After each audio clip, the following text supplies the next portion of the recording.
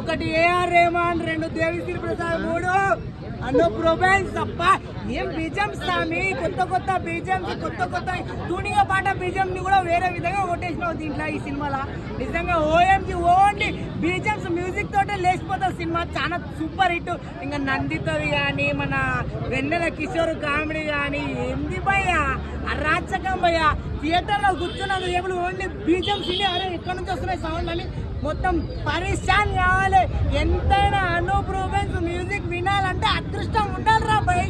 ఎన్నెన్నో ఇట్లు ఇచ్చినటువంటి అనూప్ రూబెన్స్ మ్యూజిక్ వినాలంటే మనకు చిన్న మాటలా భయ.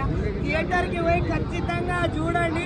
అది కాక అర్రర్ అంటారు కదా, అర్రర్ని గిర్రర్ని అన్ని మిక్స్ చేసి కొట్టేసిండు అనూప్ రూబెన్స్. చించి పాడేసిండు మ్యూజిక్ గురించి భయ. మ్యూజిక్ గురించి నాకు పిచ్చి అయిపోయింది. కొన్ని ఐటమ్ సాంగ్స్ కానీ ఆ నందితని ఏం చూపించినావు భయ్య, దయ్యం రూపంలో పెట్టి. అవునేమో ఇప్పుడు వస్తేనేమో వెరైటీగా ఉంది.